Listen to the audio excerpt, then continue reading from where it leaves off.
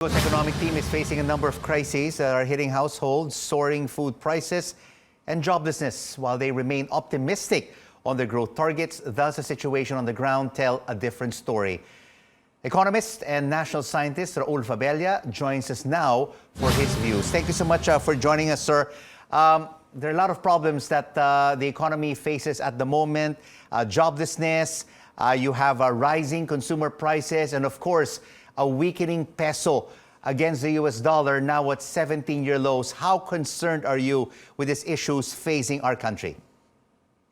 This is indeed a very difficult position to be in.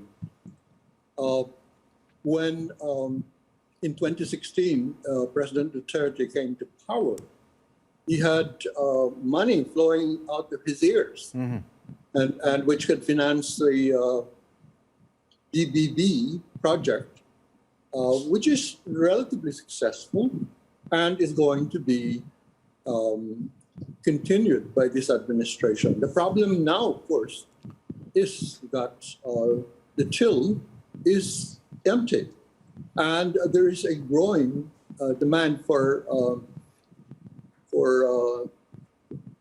subsidies and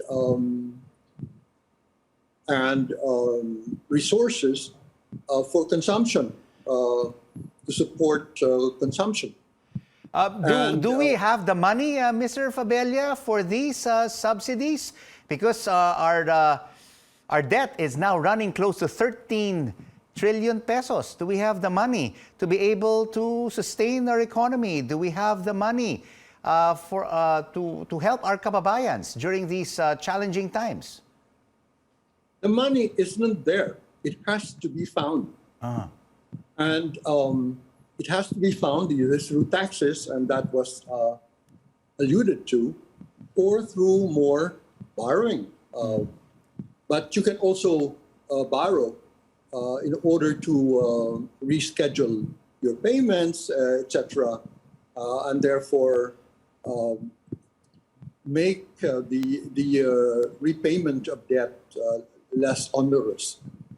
So it's either taxes or more borrowing, but more borrowing would probably mean that your credit rating will suffer, and it will also probably mean that the creditors will demand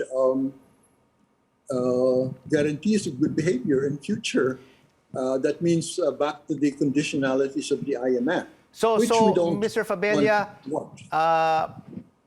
are you suggesting then higher taxes? Because there are even some suggestions to tax the rich, the billionaires.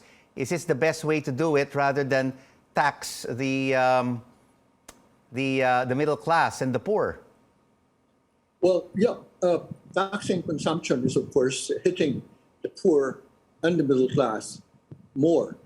And therefore, the administration is trying to steer clear of those. They would like to go into direct taxation of wealth and income, where that is, of course, possible. The other area where they can raise money is privatization of assets. Talks about converting NAIA into a business center, and therefore that will raise some resources for the government. But there are not too many. The best, most privatizable assets of government have already been privatized. So, what is your view, Mr. Fabella, on the weak Philippine peso? It is a double-edged sword. It can lead to abundant remittances because it's weak against the US dollar. We have millions of overseas Filipinos that will continue to remit because of the very low rate. But you could also import inflation with many of our food staples, from rice, meat, chicken, fish, sugar, imported from overseas. So what is the best way right now to stabilize the peso against the dollar? It's important we don't know what the BSP thinks in terms of stabilization. The BSP thinks really of inflation. more than the exchange rate. The weakening peso does not scare me. The Vietnam dong has been weakening all throughout the last 20 years. And it hasn't, the sky hasn't fallen on the Vietnamese economy. In fact, it has done them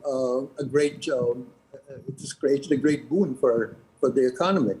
But one must make a distinction between weakening peso because it is forced by outside circumstances like oil price spikes, and a weak peso, which is part of in a sense, a pro-tradable ecology.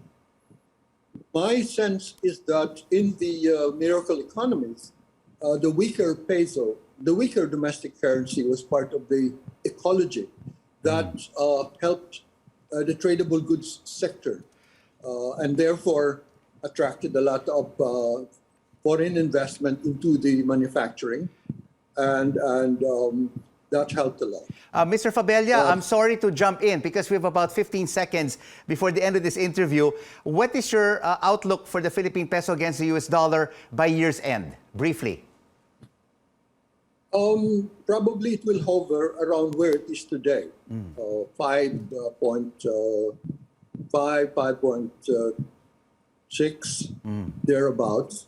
But this is not the first time we have been in this territory. In 2004 and 2005, we were in this territory as well. All right. And in 2006, it had already strengthened, and so what we do from here on is, of course, important. For me, what is important is how we outgrow the debt. And one of the ways to outgrow the debt is really to grow very fast as an economy. And to do that, you have to invest. Correct. Our investment rate has always been very low relative to our neighbors. Absolutely. And so in a very high investment rate to keep outgrowing our debt.